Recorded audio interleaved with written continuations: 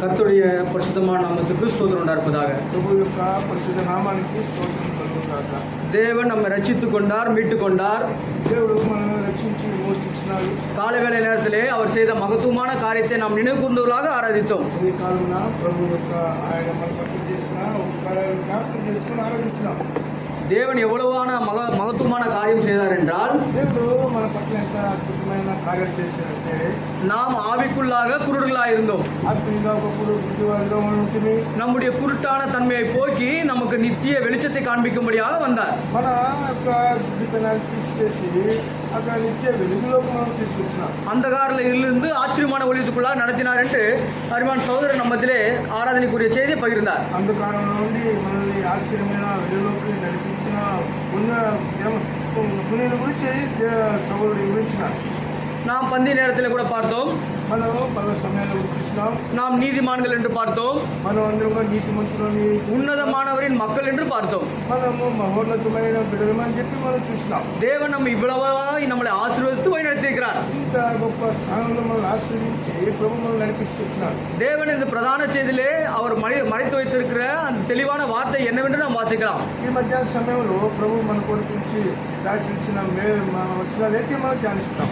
2 ராஜாக்கள் 2 రాజుల గ్రంథం 5ஆம் அதிகாரம் 2 రాజుల గ్రంథం 5వ అధ్యాయం 9 12 மட்டுமாக நாம் மாறி மாறி வாசிக்கலாம். 9వ వచనం నుండి 12వ వచనం వరకు మనం ఉత్తర పద్ధతిలో చదువుతున్నాం. 9ஆம் வசனத்தை சகோதரர் அவர்கள் வாசிப்பார்கள். அவரை தொடர்ந்து நாம் வாசிக்கலாம். 9వ వచనం నేను చదువుతాను, తర్వాత మీరు చదువు. అయమాను గుర్రములతో రథములతో వచ్చి ఎలీషా ఇంకా ద్వారమున ముందుగా నిలిచి ఉండగా, அப்பொழுது எலிசா அவனிடத்தில் ஆள் அனுப்பி, நீ போய் யோர்தானில் 7 தரம் ஸ்நானம் பண்ணு, அப்பொழுது உன் மாம்சம் மாறி நீ சுத்தமாவாய் என்று சொல்ல சொன்னான். అందుకు నయమాను కోపం తెచ్చుకుని తిరిగిపోయి సరేను అతను నా ఎదుగు వచ్చి నిలిచిన నా దేవుడైన యెహోవా నామమును బట్టి ఇక్కడ చెయ్యి గౌరవంగా ఉన్న స్థలం మీద ఆడించి కృష్ణలోకము మానుకున్నది నేను అనుకుంటుని, நான் ஸ்நானம் பண்ணி சுத்தமாவதற்கு இஸ்ரவேலின் தண்ணீர்கள் எல்லாவற்றை பார்க்கிலும் தமஸ்குவின் நதிகளாகிய அப்னாவும் பர்பாரும் நல்லதல்லவோ என்று சொல்லி உக்கிரத்தோடே திரும்பி போனான். நாம் வாசித்த இந்த வேத பகுதியை பார்க்கும்போது உக்கிரத்தோடே அவன் திரும்பி போனான் என்று வாசிக்கிறோம். இந்த நாகமானுக்கு குணமடைய விருப்பம், ஆனால் அவனுக்கு உண்டான ஒரு 2 காரியங்கள் அவனை குணமடைய தடை செய்கிறது.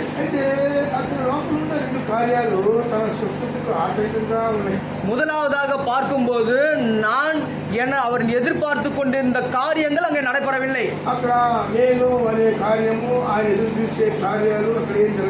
காலை வேளை நேரத்தில் ஆராதனை பார்த்தோம். கர்த்தராகிய இயேசு கிறிஸ்துவானவர் நின்று என்று பார்த்தோம். இந்த செய்தியில நாம் பார்க்கும்போது அங்கே நாகமான் என்ன விரும்புகிறான்?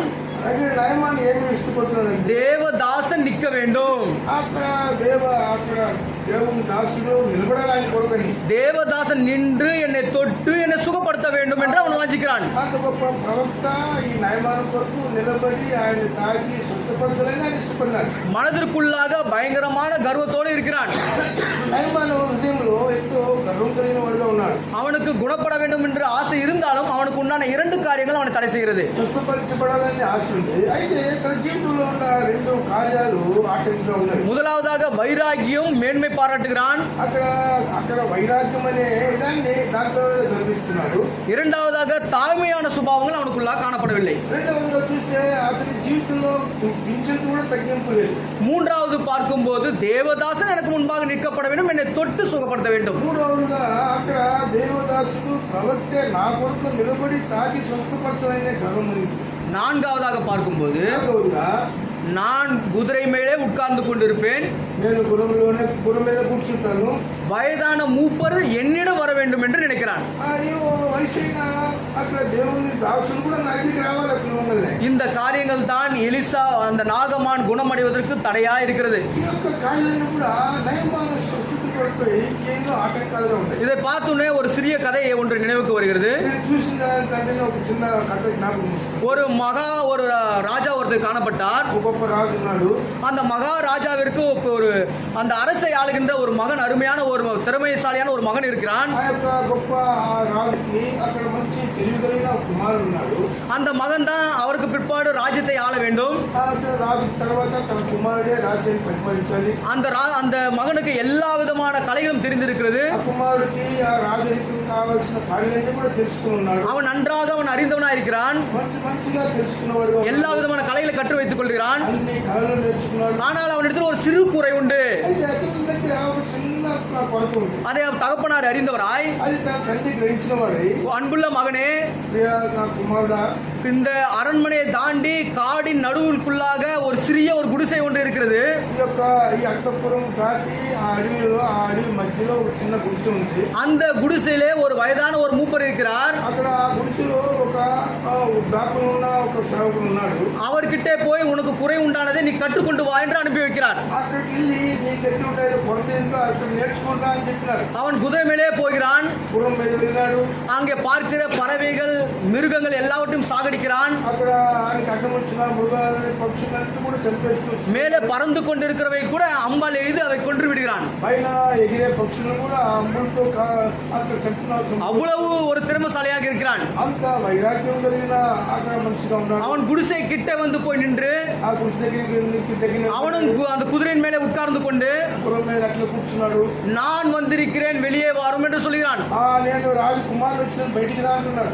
நான் இளவரசன் ராஜாவுடைய மகன் வந்திருக்கிறேன், வெளியே வாரும் என்று சொல்கிறான். నేను అక్కడ చక్రవర్తి రాజు కుమారుడు వచ్చినాను, బయటికి రా అంటున్నాడు. அந்த குடிசையிலிருந்து ஒரு வார்த்தை வருகிறது. అయితే ఆ గుడిసెలో నుండి ఒక మాట వస్తుంది.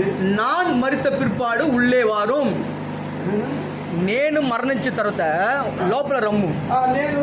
నేను మరణించిన తర్వాత ఆ లోపలికి రమ్మని ఆ యవనస్తులతో చెప్తున్నాడు. திரும்பவும் சொல்லுகிறார், நான் இளவரசன் நான் வந்திருக்கிறேன் என்று சொல்கிறார். మరలా ఈ చెప్తున్నాడు, రాజకుమారుడు వచ్చినాడు.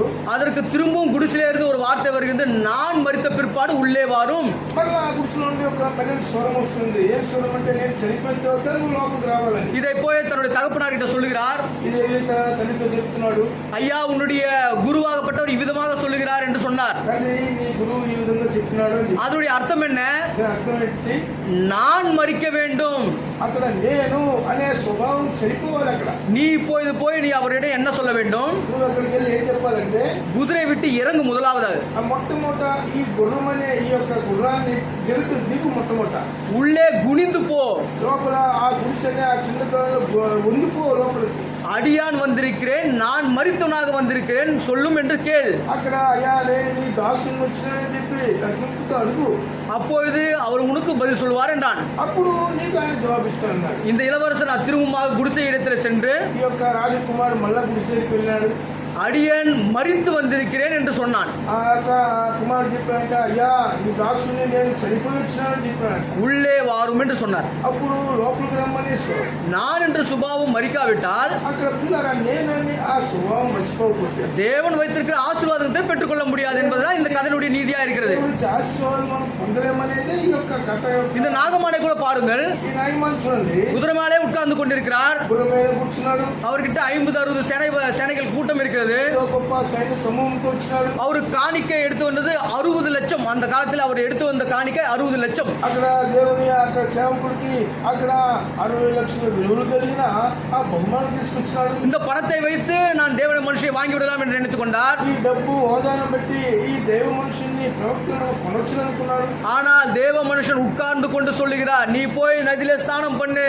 అయితే ఆ ప్రవక్త ఆ కూర్చున్న స్థలంలో కూర్చొని న్యాయమాను పోయి అక్కడ ఆ స్నానం చేయి వృద్ధాల్లో. அவனுக்குண்டான அந்த கடும் கோபம், வைராகியம், தாய்மை இல்லாத குணாதிசயங்கள் அவன் குணப்படுத்த முடியாதவனால அங்கிருந்து போயிட்டான். అతనిలో ఉన్న ఆ యొక్క తగ్గింపు స్వభావం, నేననే గర్వము ఇవన్నీ ఉండటం వల్ల స్వస్థత పొందలేక వెళ్ళిపోయాడు. இந்த நாளிலே நமக்கு தடையா இருக்கின்ற காரியங்கள் என்ன? ఇలాగా ఇది మన జీవితంలో అడ్డంగా ఉండే ఏంటివి? 3 காரியங்கள் குறித்து நாம் பார்க்கலாம். 3 కార్యాలను చూస్తాం. சங்கீதம் 51 அதிகாரம் 51వ కీర్తన 7 వచనం.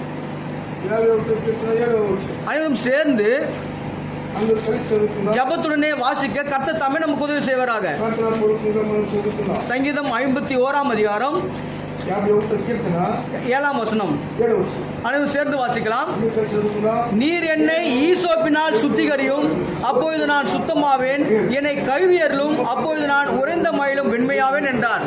இந்த தாவீது மகாராஜா பாருங்க, ఇక్కడ దావీదు మహారాజు ஆண்டவரே என்னை ஈசோப்பினால் என்னை சுத்தம் பண்ணும், ప్రభువాలను ఈ సోపుతో శుభ్రపరుచుతున్నాడు. ஆண்டவரே என்னை ஈசோப்பினால் என்னை கழுவியருளும். అక్కడ ఈ సోపుతో ప్రభువాలను కడుగుని పెడుతున్నాడు. ஏன் தாவீது மகாராஜா இந்த ஈசோப்பை இங்க கொண்டு வர்றார்? ఎందుకు ఈ సోపును తీసుకొస్తున్నాడు ఇక్కడ? தாவீது மகாராஜா மறைவான பாவத்தை செய்து விட்டார். దావీదు అక్కడ అక్కడ దావీదు ఒక హృదయంలో దాక్కున్న ఒక పాపాన్ని చేసినాడు. ஆண்டவர் மறைவான பாவத்தையும் வெளியே கொண்டு வந்து விட்டார். ఆ యొక్క లోపల దాగి ఉన్న పాపాన్ని ప్రభు బయట తీసుకొస్తున్నాడు. இப்போது தாவீதாகப்பட்டவன் தேவ சமூகத்திலே வந்து சொல்கிறார், கர்த்தாவே என்னை ஈசோப்பினால் கழுவும். ఇప్పుడు దావీదు ప్రభు దగ్గర పోయి ప్రభువా నన్ను ఈ సోపుతో కడుగుతావు. ஈசோப்பு என்றால் என்ன? ఈ సోపు అంటే ఏంటిది? ஈசோப்பு என்றால் ஒரு தாவரம், అక్కడ ఈ సోపు అంటే ఒక చెట్టు. அது ஒரு சின்ன செடியா இருக்கிறது. అది ఒక చిన్న చెట్టు. அது கிட்டத்தட்ட ஒரு 2 அடி ஹைட் மட்டும் தான் வளரக்கூடியது. 2 అడుగుల ఎత్తు ప్రాంతం ఉంటుంది. அது எவ்விதமாக இருக்கும் என்றால், అది ఎట్లా ఉంటుందంటే ஒரு குச்சி மாதிரி நீட்டாக வந்து ఒక చక్కని నీటి ఒక చక్కని இந்த மைக்கை நம்ம பார்க்கிறோம். మైక్ చూసినట్టుగా இந்த மைக்கு மாதிரியே வந்து இங்க வந்து ஒரு பூ கொத்து மாதிரி இருக்கும். అక్కడ చక్కగా ఉండి పైన మట్టికి ఒక పువ్వు పుట్టుకుంటుంది. அந்த பூ கொத்துகளுக்கு ஊதா கலர் அந்த பூக்களாய் பூக்கும். ఆ యొక్క పువ్వు ఊదా కలర్ లో ఉంటుంది. அந்த பூக்கொத்தை அவர்கள் என்ன செய்வார்கள் என்றால், ఆ యొక్క పువ్వుని ఏం చేస్తారంటే அநேக விதமான மருத்துவ குணாதிசயங்களை பயன்படுத்துவார்கள். అది అనేక వైద్య గుణాలు కొడితే ఉపయోగిస్తారు. அந்த தேவன் அந்த ஈசோப்பை தாவீதுக்கு கொண்டு வந்து நினைவுபடுத்துகிறார். ఆ యొక్క ఇసోపును దావీదు దృష్టికి తీసుకొచ్చి జ్ఞాపకం చేస్తున్నాడు. தாவீது, நீ என்னுடைய இருதயத்துக்கு கேட்டவன் தான், దావీదు నువ్వు నా విద్యార్థుడువే. ஆனா உங்ககிட்ட ஒரு சாவாக ஒரு காரியம் ஒன்று இருக்குது. అయితే నీ లోపల అక్కడ మరణానికి ఏదువైన కార్యం ఒకటి దాగి ఉంది. அந்த மரணத்துக்கு ஏதுவான பாவத்தை வெளியே கொண்டு வரணும்னா మరణానికి ఏదువైన పాపాన్ని బయటికి రావాలి. இந்த ஈசோப்பு உனக்கு உதவியா இருக்கும். ఈ ఇసోపు నీకు తోడుగా ఉంటుంది. இது தேவனுடைய ஆலயத்தில் காணப்படுகிறது. ఇది ప్రభు మందిరంలో ఉంది.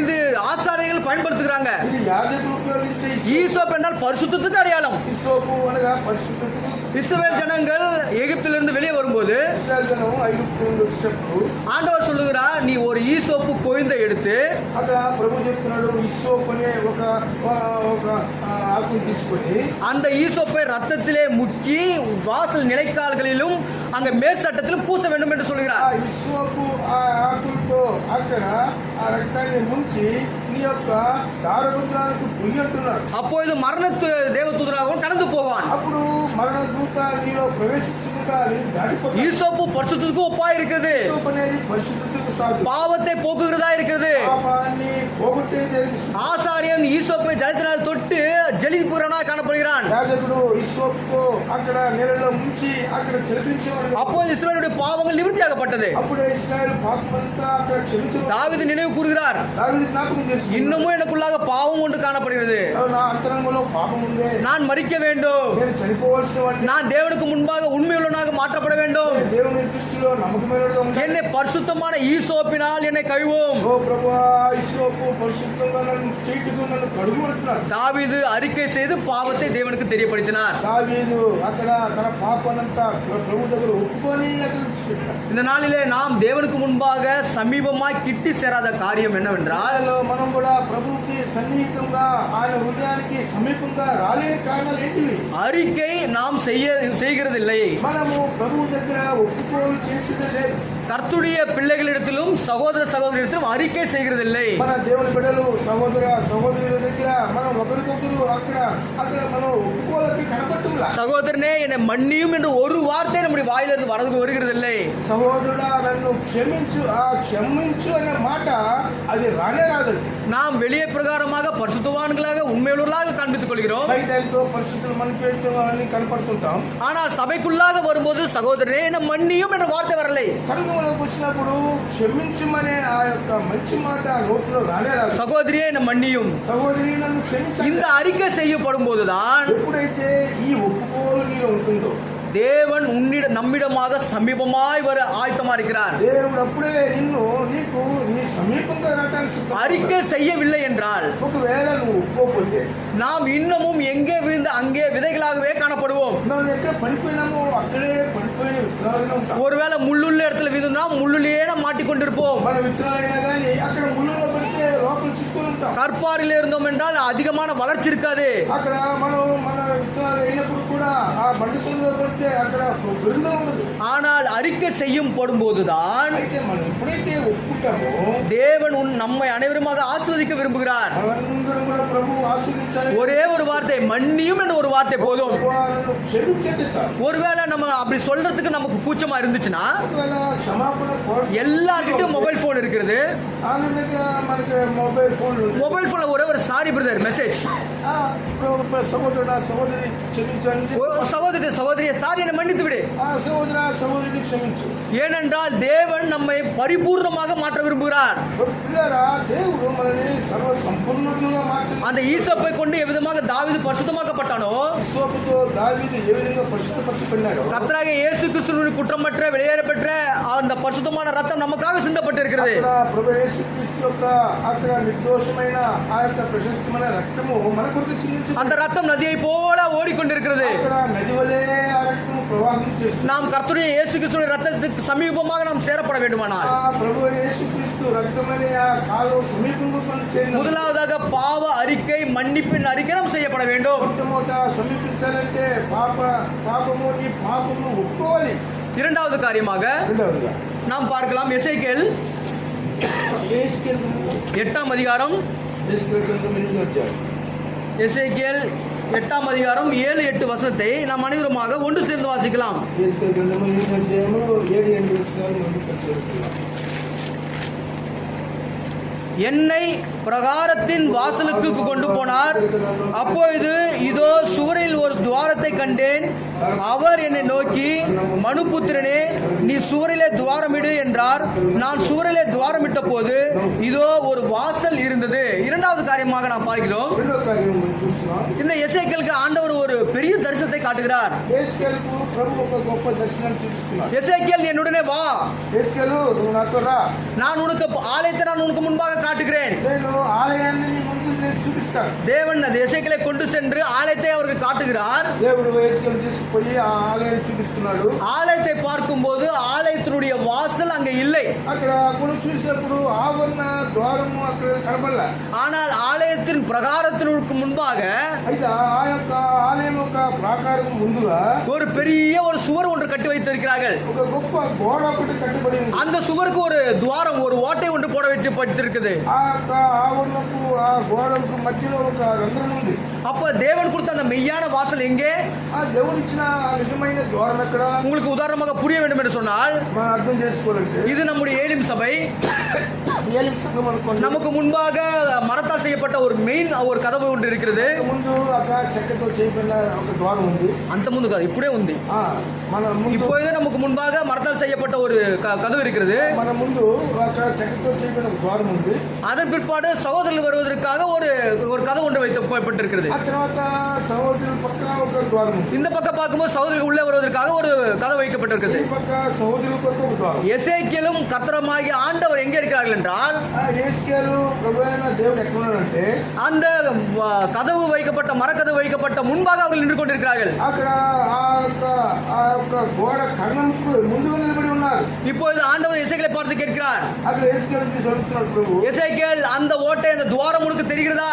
ఆ యొక్క కర్ణము నీకు తెలుస్తుందా? அந்த துவாரத்தின் வழியாய் போ, ఆ కర్ణము ద్వారా వెళ్ళు. அந்த துவாரத்தின் வழியாய் சென்று என்ன காரியங்கள் நடக்கிறது என்று பார். ఆ ద్వారం ద్వారా లోపలికి వెళ్ళి ఏం జరుగుతుందో చూడు. மெய்யான வாசல் அடைக்கப்பட்டு అక్కడ నిజ ద్వారం మూయబడింది. கேக்கு வாசல் அவர்கள் ஓட்டை போட்டு வைத்திருக்கிறார்கள். అక్కడ వేరొక మార్గంలో ఆ కన్నం వేసి ద్వారాన్ని ఏర్పాటు చేసి மெயின் டோர் பூட்டப்பட்டு முன்பாக சுவர் வைக்கிறாங்க. అక్కడ ప్రధాన అక్కడ ద్వారము అక్కడ మూయబడి తాళం వేయబడింది. கேக்கு வாசல் இந்த பக்கமா ஒரு ஓட்டை போட்டு ஜனங்கள் வந்து உள்ள ஆராதிக்கிறாங்க. అక్కడ తూర్పు పక్కన ఇంకొక ఆ యొక్క ద్వారం ఏర్పాటు చేసి అక్కడ ఆరాధిస్తున్నారు. அங்க வந்திருக்கிற எல்லா ஜனங்களும் ஆலயத்தை காணவில்லை என்று போய்விடுகிறார்கள். అక్కడ ముందు వచ్చిన వాళ్ళు ద్వారం మూయగానే ఆలయం కనపడలేదు, వెళ్ళిపోయారు. ஆலயத்தை பார்க்கிறவர்கள் எல்லாருக்கும் மன துக்கம், மிகுமாக துக்கத்தோடு செல்கிறார்கள். ఆలయానికి వచ్చిన అందరూ కూడా ఎంతో అంత దుఃఖంతో అయ్యో మూయబడిందని వెళ్ళిపోయినారు. ஆனால் இந்த பக்கமாக கிழக்கு பக்கமாக துவாரம் போட்டிருந்த ஜனங்கள் అయితే ఈ ప్రక్క ద్వారం వేయబడిన జనులు அங்க என்ன செய்கிறார்கள் என்று பாருங்கள். ఏం చేస్తున్నారు చూడండి. 10ஆம் வசனத்திலே இவ்விதமாக சொல்லப்படுகிறது, మరో వచనంలో நான் உள்ளே போய் பார்த்தபோது இதோ சகலவித ஊரும் பிராணிகளும் அருவருப்பான மிருகங்களுமாகிய இவைகளின் சுரூபங்கள் இஸ்ரவேல் வம்சத்தாருடைய நரகலான சகல விக்கிரங்களுக்கும் சுவரில் சுற்றிலும் சித்திரம் திருத்தப்பட்டிருந்தன. మరో వచనంలో చూస్తే నేను లోపలికి పోయి చూసి తిని అప్పుడు ప్రాణుల సకల జంతువులను జంతువుల ఆకారమును ఏమైనా మృగముల ఆకారమును అనగా ఇశ్రాయేలు దేవతల విగ్రహములన్నీ గోడ మీద చుట్టూను రాయబడినట్లు కనబడేను. தேவனுடைய காரியத்தை இங்க பாருங்கள். ఇక్కడ దేవుని కార్యాన్ని చూడండి.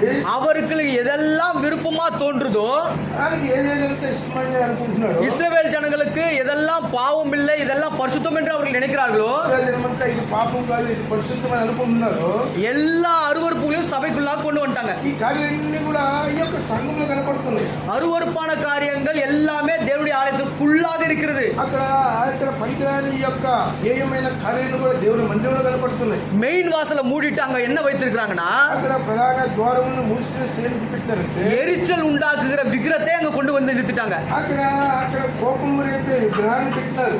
தேவன் அவர்களுக்கு இந்த பக்கமாக வழியை காண்பிக்கவில்லை, దేవుడు ఈ పక్క వాళ్ళకి మార్గం చూపించారు. தேவன் நேரான வழியை காண்பித்தார். దేవుడు అక్కడ నేరు మార్గాన్ని చూపించారు. ஆனால் இவங்கள் சுவரிலே துவாரம் போட்டு தங்களுக்கு விருப்பமான பாவங்களை உள்ளே கொண்டு வருகிறார்கள். అయితే వీళ్ళు పక్కన ఒక ద్వారాన్ని చేసుకొని వాళ్ళు ఇష్టం వచ్చిన కార్యాలన్నీ సంఘంలో పెట్టేసి பிரியமான சகோதரனே சகோதரியே, సహోదరి సహోదరులు ஆலயத்துக்குள்ளாக வரும்போது దేవుని మందిరంలో ప్రవేశించినప్పుడు நாம எப்படி இருக்க வேணும்? మనం ఏ విధంగా ఉండాలి? ஆண்டவரே, எனக்கு எது கொடுத்தாலும் கொடுக்காவிட்டாலும் எனக்கு பரவாயில்ல, ప్రభువా, నేను నాకు ఈ మందిరం ఏది ఇచ్చినా ఏది లేకపోయినా కానీ నాకు పర్వాలేదు. என்ன மத்தவங்க கனம் பண்ணாலும் பரவாயில்ல, கனம் பண்ணலனாலும் பரவாயில்ல, నన్ను ఇతరులు కనపరిచిన పర్వాలేదు, కనపరిచి తనకి அவர் எனக்கு பிரைஸ் ஆல் சொன்னாலும் பரவாயில்ல, இவங்க எனக்கு பிரைஸ் ஆல் சொன்னாலும் பரவாயில்ல, వాళ్ళు ప్రభు స్తోత్రం అన్నారు పర్వాలేదు, వీళ్ళు చెప్పు. நான் போய் என்னோட சகோதரிட்ட நான் பிரைஸ் ஆல் சொல்றேன். ఎవరే చెప్పి నేను పోయి నా సహోదరు ప్రైజ్లా చెప్తాను. இங்க கனத்திற்காக நம்ம வரல, ఇక్కడ ఏదో ఘనత పొందడానికి రాలేదు. நாம கர்த்தரை கனப்படுத்துவதற்காக ஆராதிக்காக வந்திருக்கோம். అందరూ చేరి దేవుని కనపరిచడానికి వచ్చినామా? அருவருப்பான காரியங்கள் நமக்குள்ளாக இருக்குதா நம்ம ஆராய்ந்து பார்க்கணும். హేయమైన కార్యాలు మనలో ఉందేమో మనం పరీక్షించుకో. அருவருப்பு காரியம்னா என்ன? ఆ హేయమైన కార్యాలు ఏంటివి? மத்த சகோதரரை பார்த்து நீ பிரைஸ் ஆல் சொல்றதுனால அருவருப்பு தான். అక్కడ మన పక్కన మన సహోదరుని చూసి ప్రభువా ప్రైజ్లా సహోదరుని அவர் தான் பிரைஸ் ஆல் சொல்லணுமா? ஏன் நான் சொல்லக்கூடாதா? நான் போய் சொல்லக்கூடாது பிரைஸ் லாடு? ఆయన వచ్చి మనం ఎత్తుకుంటూ చెప్పాలి, మనం పోయి చెప్పకూడదా? நம்ம ஒரு மூலையில உட்காந்துருப்போம், அவங்க ஒரு மூலையில உட்காந்துருப்பாங்க. మనం ఒక పట్టుకుంటారు, వాళ్ళు ఒక పట్టుకుంటాము. இது இந்த தீர்க்க தரிசனத்தை எசேக்கியேல் சொல்லும்போது ఇది ప్రవక్త యేసుకేలు చెప్పేటప్పుడు அவர் சொல்லுகிறார், கர்த்தாவே எனக்கு வலிக்கிறது. ప్రభువా అక్కడ చెప్తున్నాడు, నేను గాయపరుచున్నా, నాకు నొప్పిగా ఉన్నది. கர்த்தாவே என்னால் இந்த காரியங்களை பார்க்க முடியவில்லை. నేను ఈ భయంకరమైన కార్యం నేను చూడలేను ప్రభువా. சபை முழுவதுமாக ஆங்காங்கமாக சின்ன பின்னமாக மாறி போய்விடுகிறது. సంఘమంతా అక్కడ చెదిరిపోతూ ఉన్నది ప్రభువా. இந்த காரியங்கள் எல்லாம் எதற்காக நடக்கிறது? కానీ ఎందుకు జరుగుతున్నదంటే தேவனுக்கு பிடிக்காத காரியங்கள் உள்ளே வரும்போது, దేవునికి ఇష్టమైన కార్యాలు సంఘంలో ఉంటే జరుగుతాయి. வெளியே வரும்போது எதை கொடுத்தாலும் பரவாயில்ல, நான் உள்ள வந்து தேவனை ஆராதிக்க போறேன். అక్కడ మనం బయట నుండి వచ్చేటప్పుడే మాకు ఏం మిగిలిపోయినప్పుడు కూడా నా దేవాది దేవుని ఆరాధిస్తే మనసుతో రావాలి. வாரத்துல ஒரே ஒரு வாரம் தான் நாங்க இங்க வரப்போறோம். నెలకు ఒకసారి మనం వస్తాము. வாரத்துல ஒரு நாள் தான் நம்ம இங்க வரப்போறோம். వారానికి ఒక రోజుతో మనం వస్తాము. அந்த வாரத்துல 3 மணி நேரம் 4 மணி நேரம் தான் அந்த சகோதரியும் அந்த சகோதரன் நம்ம பார்க்க போறோம் இல்லையா? వారానికి ఈ 2-3 గంటల సేపే సహోదరు அதுக்கப்புறம் சகோதரன் எங்க போயிடுவாரு, நான் இங்க போயிடுவேன். ఆ తర్వాత సహోదరు ఎక్కడ పోతాడు, మనం ఎక్కడ వెళ్ళిపోతాం. அந்த 3 மணி நேரம் தேவனுடைய பிள்ளைகளை நாம் பொறுத்துக் கொள்ளவில்லை என்றால், 3 గంటల సేపు దేవ జనమైన మనము ఓర్చుకోలేకపోతే, அந்த 3 மணி நேரம் நம்ம சகோதரி நம்ம சகிக்காவிட்டால், ఈ 3 గంటల సేపు మన సహోదరులు మనం ఓర్చుకో நித்திய காலமா நம்ம பரலோகத்துக்கு போக போறோம். నిత్యము పరలోకం ఉండబోతాం. சகோதரா, அவர் வரலன்னா பரவாயில்ல, நான் அங்க பரலோக ராஜ்யத்துக்கு நான் போக மாட்டேன், நம்ம ஆண்டவர்கிட்ட சொல்ல முடியுமா?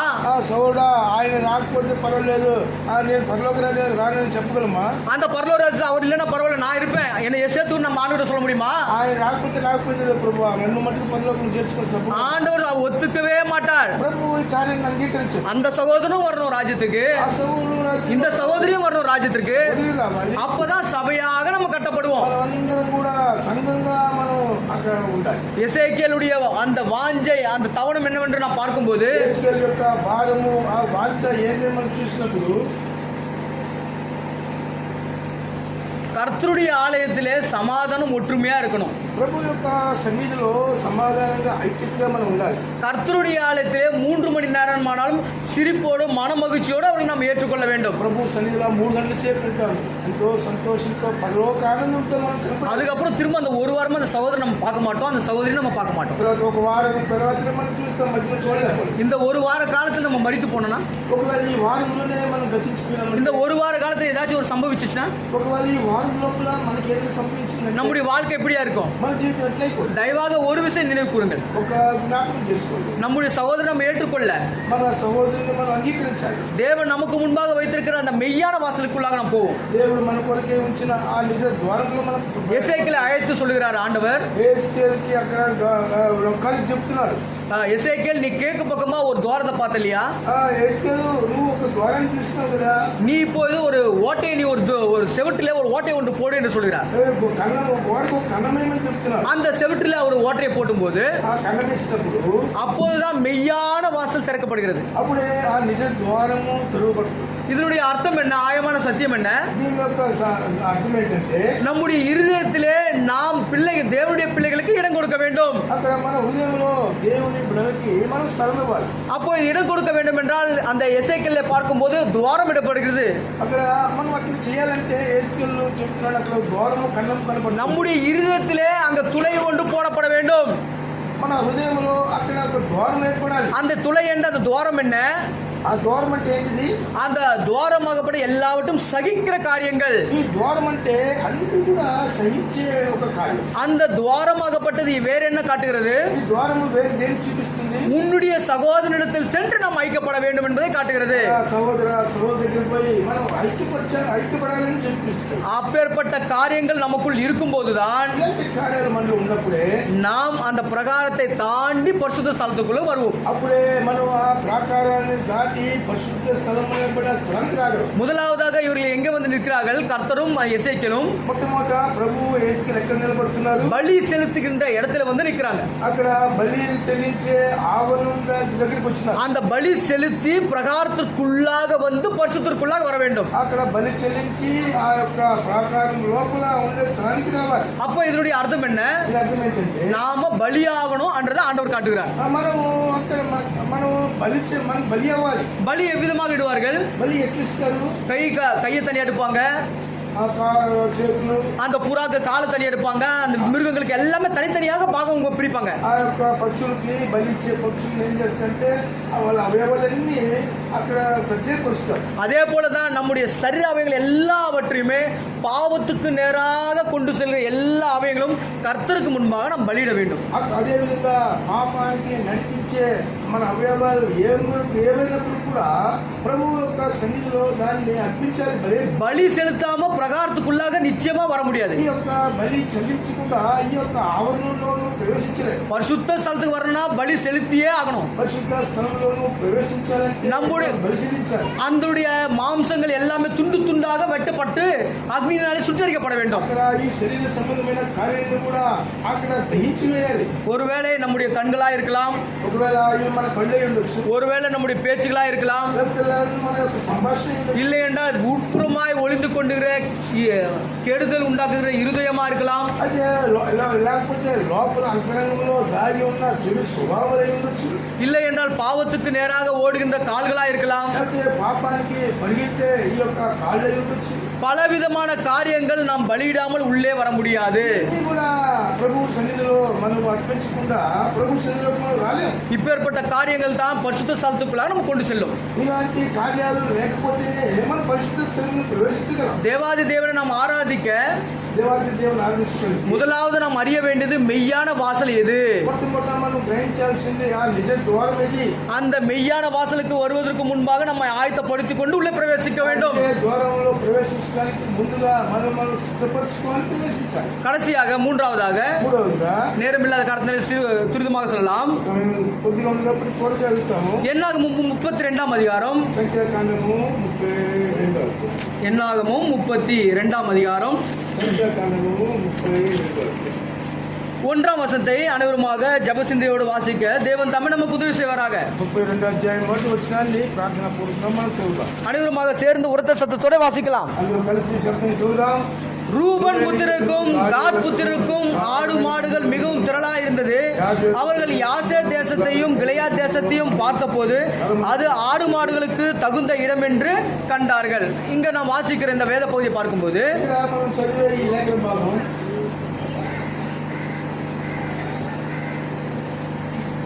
ரூபன் புத்திரரும் காத் புத்திரருமாக மோசே இடத்தில் வருகிறார்கள். ఇక్కడ రూబేనీయులు గాదీయులు మోసే దగ్గరికి వస్తున్నారు. இது மோசேவுடைய வாழ்க்கையிலே நடக்கின்ற இரண்டாவது மிகப்பெரிய பூகம்பமான ஒரு அதிர்ச்சியான செய்தி. మోసే జీవితంలో జరిగే ఒక ఘోరమైన ఒక కార్యం ఇది. ஏனென்றால் இதற்கு முன்பாகவே ఎందుకంటే దీనికి ముందుగా கிட்டத்தட்ட 38 வருஷத்துக்கு முன்பு 37 సంవత్సరాల క్రితం இஸ்ரவேல் ஜனங்கள் எகிப்து தேசத்திலிருந்து அடிமைகளாகி வெளியே வந்து புறப்பட்டார்கள். ఇశ్రాయేల్ జనం ఐగుప్తు దాసత్వం నుండి విడుదల పొంది బయటకు వచ్చినారు. அனைவருமாக பவுஞ்சாக கூடாரம் போட்டு தேவனை ஆராதித்தார்கள். అక్కడ గుడార వాసులుగా గుంపులుగా అక్కడ చేరి ప్రభుని ఆరాధించినారు. அவர்கள் தேவனுடைய பிள்ளைகளாக நடத்தப்பட்டு காதேஸ் பர்னா என்ற ஒரு இடத்துக்கு வந்தார்கள். అక్కడ దేవుని బిడ్డలుగా నడిపించబడిన వాళ్ళే కాదేశు, అక్కడ కాదేశు బర్నే దగ్గరికి వచ్చినారు.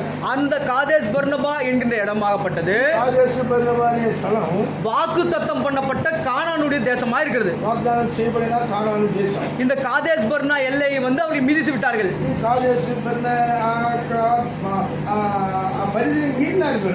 2 வருஷம் தான் வாக்கு தத்தம் பண்ணப்பட்ட தேசத்துக்கு வந்துட்டாங்க. రెండే సంవత్సరంలో అక్కడ వాగ్దానం చేయబడిన దేశంలోకి వచ్చేసినారు. இப்போது அங்க என்ன நடக்கிறது என்று நாம் பார்க்கும்போது ఇప్పుడు ఏం జరుగుతుందో చూసినప్పుడు அங்கே போய் நாம் சுதந்திரிக்க போகிற அந்த தேசத்தை நீங்கள் போய் வேவு பார்த்து வாருங்கள் என்று அனுப்புகிறார். అక్కడ మనం స్వతంత్రించబోయే దేశాన్ని అక్కడ వేరు చూసినామని పంపుతున్నాడు. அவர்கள் போகும்போது ஒற்றுமையாக போனார்கள். వాళ్ళు చూడండి, వెళ్ళేటప్పుడు అంత సమూహంగా కలిసి వెళ్ళినారు. 12 கோத்திரத்துல ஒரு கோத்திரமா போறாங்க. 12 గోత్రాల్లో ఒక్కొక్కరిని పంపించినారు. ஆனால் அங்கே போய் பார்க்கும்போது అక్కడికి వెళ్ళి చూసినప్పుడు அவர்கள் பயந்து போனார்கள். వాళ్ళకి భయపడిపోయినారు. ஏனென்றால் ராட்சதர்களா இருக்கிறார்கள். వాళ్ళ యొక్క వీళ్ళ దృష్టిలో రాక్షసులు కనిపెట్టారు. ஆகினாலே பயந்து ஒரு 10 பேர் ஒரு கும்பலாகவும் వాళ్ళు భయపడిపోయి వెళ్ళిన 10 మంది ఒక గుంపుగాను, 2 பேர் ஒரு கும்பலாகவும் வருகிறார்கள். ఇద్దరు ఒక గుంపుగాను మళ్ళీ రిటర్న్ వస్తున్నారు. அவர்கள் சொல்லுகிற வருகின்ற அந்த அவிசுவாசத்தின் காரியத்தின் நிமித்தமாக మళ్ళా తీసుకొచ్చిన అవిశ్వాస ఆ యొక్క కార్యాల నుంచి அவர்கள் கொண்டு வந்த அந்த துர்ச்செய்தி நிமித்தமாக వాళ్ళు తీసుకొచ్చిన ఆ దుర్వార్తను బట్టి 38 வருஷம் వనాந்தரத்திலே சுத்த வச்சார். 38 సంవత్సరాలు ఈ అరణ్యంలోనే తిరగాల్సి వచ్చింది వాళ్ళు. 2 வருஷத்துல வாக்குத்தத்தம் பண்ணப்பட்ட எல்லை வந்து மெதிச்சாச்சு. 2 సంవత్సరాలే వాగ్దాన భూములు అడుగు పెట్టాము. ஆனா அவருடைய அவிசுவாசம் அவருடைய துர்ச்செய்தி நிமித்தமாக 38 வருஷமா வனாந்தரத்துல சுத்துறாங்க. వాళ్ళ అవిశ్వాసము వాళ్ళు తీసుకొచ్చిన ఈ దుర్వార్త ద్వారా 38 సంవత్సరాలు అరణ్యంలో. இப்போ நாம் வாசித்த இந்த எசேக்கியேல் இந்த என்னாகமத்திலே பார்க்கும்போது మనం చదివిన సంఖ్యాకాండంలో இப்போ இன்னொரு காரியம் நடைபெற போகிறது. ఇంకొక కార్యం జరుగుతుంది. ரூபன் புத்திரர், காத் புத்திரர், ఇక్కడ రూబేనీయులు గాదీయులు இவங்க இந்த 2 கோத்திரத்தாருமே வந்து என்ன சொல்றாங்க, ఈ రెండు గోత్రాలు ఏం చెప్తున్నారంటే நாளைக்கு நாளன்னைக்கு மறுநாள் போய் வாக்குத்தத்தம் பண்ணப்பட்ட தேசத்துக்குள்ளாக அவங்க போக போறாங்க. మనం ఇంక రేపు ఎల్లుండో వాగ్దాన భూములు వెళ్ళిపోబోతున్నాం. அதுக்குள்ளாக மோசே இடத்தில் வந்து சொல்லுகிறார்கள், అక్కడ మోసే చెప్తున్నారు, மோசே మోసే எங்களுக்கு நாங்கள் வசிக்கின்ற இந்த நாட்டை நீங்கள் எங்களுக்கு தர வேண்டும். ఇప్పుడు మేము ఉన్నామే ఈ దేశాన్ని మీరు మాకు ఇవ్వాలి. எந்த தேசம் வேணும் அவர்களுக்கு? ఏ దేశం కావాలి? இது கிளையாத் தேசத்தை அவங்க கேட்கிறாங்க. అలా గిలాది దేశం అడుగుతున్నారు. எதற்காக கேட்கிறாங்க? ఎందుకు అడుగుతున్నారు? கிளையாத் தேசத்தையும் பார்த்தபோது அது ஆடு மாடுகளுக்கு தகுந்த இடம் என்று கண்டார்கள். అక్కడ గిలాది దేశం చూసినప్పుడు గొర్రెలు మేకలు అక్కడ సమృద్ధిగా ఉండే దేశం కనబడింది. அப்ப இந்த ஆடு மாடுகளுக்காகவும் அந்த புல்லுக்காகவும் வைக்கோலுக்காகவும் தான் இப்ப 40 வருஷமா நீங்க அவங்களோட வந்தீங்களா? అక్కడ 40 సంవత్సరాలు ఈ యొక్క గడ్డి కొరకు పశువుల కొరకు ఇంటి కొరకే వచ్చారా మీరు? அப்ப தேவன் தருகின்ற பரம எருசலேம் வானம், అక్కడ దేవుడు మనకు అనుగ్రహించాలనే ఉద్దేశించిన పరమేశ్వరం వద్ద தேவனுடைய ஆராதனை ஸ்தலம் வேண்டாம், దేవుని ఆరాధన స్థలం మీకు, தேவனுடைய அப்பம் வேணாம், దేవుని యొక్క బల్ల మీకు వద్ద, தேவனுடைய சமூகம் வேணாம். దేవుని సన్నిధి మీకు అవసరం లేదు. அவர்களுக்கு தேவையானது ஒன்றே ஒன்றுதான், అయితే వాళ్ళకి అవసరం ఒకటే, எங்களுக்கு ஆடு மாடு புல்லு வைக்கோல் தான் போதும். ఆ మాకు గొర్రెలు మేకలు అవి జీవించడానికి గడ్డి ఉంటే చాలయ్యా. நன்றாக கவனித்து சிந்தித்து பாருங்கள். గమనించి చూడండి, இதே வலையத்தான் சாத்தான் நமக்கு விரிக்கிறான். ఇదే మన అప్పు అది కూడా మన పైన కూడా వేస్తాడు. நாம போக வேண்டியது நித்தியமான பரலோக ராஜ்யத்துக்கு. మనము నిత్యలోకమైన పరలోక వాసులు. ஆனா இந்த உலகத்துல நாம ஜீவித்துக் கொண்டிருக்கும் போது లోకయాత్రలో మనము இந்த புல்லு வைக்கோல் மாதிரி மாடு மாதிரி நம்மளுக்கு போட்டு பாவத்திற்குள்ளாக கொண்டு செல்றான். ఈ యొక్క గడ్డి ఈ యొక్క ఎన్ని వేసి పాపానికి మనం లాక్కొని పోతాం. ஒருவேளை அது எப்பேற்பட்ட பாவமோ நமக்கு நாமே தான் அறிந்து கொள்வோம். అది ఎలాంటి పాపము మనమే గుర్తెరగాలి. ஒருவேளை கர்த்தருடைய சன்னிதானத்துல தசம பாகம் போடாமல் இருக்கலாம், ఒకవేళ మన ప్రభు సన్నిధిలో దక్షిణ భాగాలు వేయకుండా, தேவனுடைய ஆலயத்துல சரியான நேரத்தில் வராமல் இருக்கலாம், దేవుని సన్నిధికి సరైన సమయానికి రాకుండా, இல்லைன்னா தேவனுடைய சன்னிதானத்துக்கு வராமல் பயபக்தி இல்லாமல் இங்கே காணப்படலாம். దేవుని సన్నిధానికి రాకుండా భయభక్తులు లేని వాళ్ళగా జీవించాలి. நாம எதற்காக தேவனுடைய ஆலயத்துக்கு வரோம் என்கிற நினைவே நாம் எழுந்து போகிறோம். మనం ఎందుకొరకే దేవుని మందిరానికి వస్తున్నామని జ్ఞాపకం లేకుండా పోతున్నాం. நம்முடைய ஆலோசனை, நம்முடைய தாளந்துகள் எல்லாமே நம்முடைய மகாராஜா இயேசு கிறிஸ்து மட்டும் நாம் ஆராதிக்க வேண்டும். మనకి ప్రభు ఇచ్చిన తలాంతులు ఆశీర్వాదాలు అన్ని కూడా మన ప్రభుకి మనం நாம நித்தியத்துக்கு நித்தியமான பரலோக ராஜ்யத்துக்கு நாம் போக வேண்டும். నిత్య పరలోక రాజ్యానికి మనం వెళ్ళాలి. இந்த பொறாமை, போட்டி, பகை, விரோதம், கசப்பு எல்லாவற்றையும் புல்லு மாதிரி நமக்கு போடுறான். ఈ యొక్క అపవాది, ఈ యొక్క అసూయ, ద్వేషము, కక్షలు, అన్ని కూడా ఈ గడ్డి వెళ్ళే అపవాది మనం ముందు వేస్తూ ఉంటాడు. அவைகளை நாம் பார்த்து நாம் இங்கே இருப்போமானால் అవన్నీ చూసుకుంటూ మనం நித்திய ராஜ்யத்துக்கு நம்மால் போக முடியாது. నిత్య రాజ్యాన్ని మనం ప్రవేశించాలి. ஒருவேளை நாம் அப்படி இருப்போமானால் ఒకవేళ మనం ఆ విధంగా ఉన్నామంటే அடுத்த ஒரு காரியம் இங்க என்ன நடைபெறுகிறது என்றால், కార్యం ఏం జరుగుతుందంటే, ரூபன் புத்திரம், காத் புத்திரம் எங்களுக்கு இந்த இடம் என்று கேட்டார்கள். రూపేణీయులు గాదీయులు మాకు ఈ స్థలం ఇమ్మన్నారు. அடுத்த பிற்பாடு மனாசையில பாதி கோத்திரமும் எனக்கு இந்த இடம் தான் வேணும் என்று சொல்கிறார்கள். తర్వాత మనుష్య అడ్డపోతున్న వాళ్ళు కూడా ఇదే స్థలం. அப்போ வாக்கு தத்தம் பண்ணப்பட்ட தேசத்துக்கு எத்தனை பேர் போனாங்க? వాగ్దాన భూమిలోకి ఎంతమంది వెళ్ళారు? 12 கோத்திரத்துல 10 கோத்திரம் மொத்தம் தான் வாக்கு தத்தம் பண்ணப்பட்ட தேசத்துக்கு போனாங்க. 12 గోత్రాలు 14 గోత్రమే వాగ్దాన దేశంలో, 2 கோத்திரம் யோர்தானுக்கு இந்த பக்கமா இருந்துட்டாங்க. 2.5 గోత్రం యోర్దాను గుంటలోకి నిలబడి அவர்களுக்கு எருசலேம் வானா, தேவ சமூகம் வானா, தேவ பிள்ளைகள் வானா, எதுவுமே வானா, எனக்கு புல்லு வேணும், வைக்கோல் வேணும். వాళ్ళకి దేవుని సన్నిధి అవసరం, దేవుని మందిరం అవసరం లేదు, దేవుని సగం అవసరం లేదు. మాకు ఈ గడ్డి, ఆవులు, పశువులు ఉంటే చాలు. ஆடு மாடு தான் எங்களுக்கு போதும், வேற எதுவுமே வேணாம். ఈ గొర్రెలు, పశువులు ఉంటే మాకు చాలు. நாமும் கூட நித்தியமான காரியங்களை விதமாக வழி தவறி போகிறோம் என்று ஆராய்ந்து பார்க்க வேண்டும். வேண்டும். మనం కూడా ఇలాగా నిత్య కార్యాన్ని అనుభవించకుండా దాని తొలి కొట్టిన మనం చూసుకోండి. இதனுடைய விளைவு எப்பேற்பட்டது என்று காணப்படும் போது ఈ యొక్క అర్థం ఎట్లా ఉంటుందంటే பல வருடங்கள் கழித்த பிற்பாடு అనేక సంవత్సరాల తర్వాత கர்த்தராகிய இயேசு கிறிஸ்துவானவர் அந்த இவர்கள் தெரிந்து கொண்ட அந்த பட்டணத்துக்குள்ளாக வருகிறார். అప్పుడు యేసు క్రీస్తు వారు వీళ్ళు ఎన్నుకున్న పట్టణంలో ప్రవేశిస్తున్నారు. அவர்கள் இயேசு கிறிஸ்துவானவர் அந்த பட்டணத்துக்குள்ளாக வரும்போது యేసు ప్రభు ఆ పట్టణంలోకి వచ్చినప్పుడు அங்கே ஒரு மனுஷன் ஒருத்தன் இருக்கிறான். అక్కడ ఒక మనిషి ఉన్నాడు. அவன் பேர் தான் லேகியோன். అక్కడ సేన అనే ఒక వ్యక్తి சங்கிலினால கட்டப்பட்டு இருக்கிறான். ఈ సేన అనేవాడు సంఖ్యలతో బంధించబడి கல்லறை வாழ்க்கை வாழ்ந்து கொண்டிருக்கிறான். వాడి జీవితం అంతా శ్మశానం. அவனுடைய வாழ்க்கையில சமாதானம் இல்ல, சந்தோஷம் இல்ல. సమాధానం లేనివాడు கல்லேத்து உடம்புல காயப்படுத்தி கொண்டிருக்கான். తానే తన శరీరాన్ని గాయపరుచుకుంటున్నాడు. இவர்கள் எதைக்கே தெரிந்து கொண்டார்கள்? ఎవరు ఏది ఎన్నుకున్నారంటే அப்பொழுது அவர்கள் அந்த வாக்குத்தத்தம் பண்ணப்பட்ட தேசத்திற்கு செல்வதற்கு முன்பாக భూమికి వెళ్ళడానికి ముందుగా அவர்களுக்கு முன்பாக இருந்தது யுத்தமாக காணப்பட்டது. వాళ్ళకు ముందు ఉండేది అక్కడ ఒక యుద్ధం కనపడుతుంది. பிரியமான சகோதரே, நாமும் கூட அனுதினமும் நம்முடைய வாழ்க்கையில யுத்தம் பண்ணாமல் ఆ ప్రియుల మన జీవితంలో కూడా ప్రతిదినము యుద్ధాన్ని మనం సంధిస్తూ ఉంటాం. யுத்தம் பண்ணாமல் நாம் தேவனுடைய ராஜ்யத்துக்கு பிரவேசிக்க முடியாது. ప్రతిదినము ఈ యొక్క యుద్ధం జరగకుండా మనం ప్రభు రాజ్యం ప్రవేశించాలి. ஒவ்வொரு நாளும் கிறிஸ்துவனுக்கு இந்த உலகத்துல யுத்தம் நடந்து கொண்டிருக்கிறது. ఒక్కొక్క దినము కూడా క్రీస్తును బట్టి ఈ లోకంలో యుద్ధం జరుగుతూనే ఉంది. அது யாருடனே யுத்தமும் போராட்டம் என்று வேதம் சொல்கிறது. ఎవరితో ఈ పోరాటం యుద్ధాలంటే அது அந்தகார பிரபுக்களோடு நமக்கு போராட்டம். అంధకార శత్రువుతో మనకి நம்முடைய சரீரமே நமக்கு போராட்டம், யுத்தம் நடத்தி கொண்டிருக்கிறது. ఈ యొక్క శరీరమే మనకి యుద్ధ రంగంగా పోరాటం. பரிசுத்த ஆவியானவர் தெய்வீக சுபாவத்தின்படியாக நம்ம வழி நடத்துவார். పరిశుద్ధాత్మైతే దైవిక స్వభావంతో నడిపిస్తారు. ஆனால் சரீரத்திற்குள்ளாக இருக்கிறவர் சரீர பிரகாரமான காரியங்களை நோக்கி கொண்டிருப்பார்கள். ఈ శరీరం లోపల శరీర ప్రకారం నడిపిస్తారు. ஒவ்வொரு நாளும் சரீரத்துக்கும் ஆவிக்குரிய யுத்தமும் போராட்டம் நம்முடைய வாழ்க்கை நடந்து கொண்டே இருக்கிறது. దినము ఆత్మకు శరీరానికి మన హృదయంలో పోరాటం జరుగుతూనే ఉంది. இதை நம்ம ஜெயித்தாதான் நமக்கு நிச்சயமான ராஜ்யம் இருக்கு. ఇది మనం తెలిస్తే మనకు నిత్యమైన రాజ్యం. இவர்கள் விரும்பின வண்ணமாக ரூபன் கோத்திரரும் காத் கோத்திரரும் மனசோட பாதி கோத்திரத்தாரும் ఇది అనుకున్నట్టుగా రూబేలు గోత్రం, మనష్షే గోత్రం, ఆ సర్వ గోత్రం కూడా இப்பொழுது பார்வைக்கு நன்றாயிருக்கும். ఒకవేళ ఇప్పుడు చూడటానికి బాగా ఉండొచ్చు. நல்ல அருமையான பசுமையான தோட்டங்கள், ஆடு மாடுகள் எல்லாம் இருக்கும். ఆ మంచి పచ్చిగా బాగా గేదెలు, పశువులు అన్ని కూడా గడ్డి ఉండొచ్చు. ஆனால் பிற்காலத்தில் என்ன நடக்கும் என்பதை ஆராய முடியவில்லை அவரால். తర్వాత వాళ్ళు ఏ విధంగా ఉంటారని వాళ్ళు గ్రహించలేకపోయినారు. நம்முடைய கிறிஸ்துவ வாழ்க்கையில இப்பொழுது போராட்டமும் யுத்தமும் பகையும் விரோதம் இருக்கும். మన క్రైస్తవ జీవితంలో పోరాటాలు, యుద్ధాలు, కలహాలు, ద్వేషాలు ఉంటాయి. இவை எல்லாவற்றையும் மன்னிப்பு கேட்டு நாம் சமாதானப்பட்டு நமக்கு கொடுக்கப்பட்ட தேசத்தில் நாம் செல்ல வேண்டும். ఇవన్నీ కూడా ఒకరినొకరు క్షమించుకొని అక్కడ మనకి ఇవ్వబడిన ఆ దేశంలో మనం ప్రవేశించాలి. இயேசு கிறிஸ்துவானவர் அந்த வழியாக வரும்போது ప్రభు యేసుక్రీస్తు ఆ మార్గం వచ్చినప్పుడు அந்த பட்டணமாகப்பட்ட முற்றிலுமாக நாசம் அடைந்து விட்டது. ఆ పట్టణం చూసినప్పుడు అంతా అక్కడ సర్వనాశనం చేయబడింది. அங்கே கல்லறை காணப்படுகிறது. అక్కడ ఒక సమాధి తోట அங்கே కనపడుతుంది. பேய் பிடித்த ஒரு மனிதர் காணப்படுகிறான். అక్కడ దెయ్యం పట్టిన ఒకడు కనపడుతున్నాడు. இன்னைக்கு நாம எடுக்க போற தீர்மானம், நாம எடுக்க போற முடிவு தேவ சித்தமா இருக்குதான் நம்ம ஆராயணும். మనం చేసుకున్న తీర్మానం అక్కడ దేవుని చిత్తంతో ఉందా? தேவனுடைய சித்தத்தின்படியாக நான் இந்த தீர்மானத்தை செய்கிறேனா எடுக்கிறேனா என்று உபவாசத்தோடு காத்திருந்து செய்ய வேண்டும். దైవ చిత్తానుసారంగా మనం తీర్మానం చేసుకున్నామా లేదా అని ఉపవాసంతో ఉండి కాచుకుంటారు. தேவன் இவர்கள் 40 வருஷமாக அற்புதமாய் வழிநடத்தினார். 40 సంవత్సరాలు పిల్లలు నడిపించారు. நான் உன்னை பாலும் தேனும் ஓடுகிற தேசத்தில் கொண்டு செல்கிறேன் சொல்கிறார். ప్రవహించే దేశంలో வாக்குத்தத்தம் பண்ணப்பட்ட தேசத்தில் கொண்டு செல்கிறேன் சொல்கிறார். వాగ్దాన భూమిలో తీసుకొని நான் அந்த தேசத்துக்கு தேவனாய் இருப்பேன் என்று சொல்கிறார். నేను నివసించే దేశంలో నేను దేవుడిగా ఉంటాను. ஆண்டவரே, எனக்கு அதெல்லாம் வேண்டாம். అయితే ప్రభు అవన్నీ మాకొద్దు. எனக்கு ஆடு மாடு புல் இருந்தா போதும்.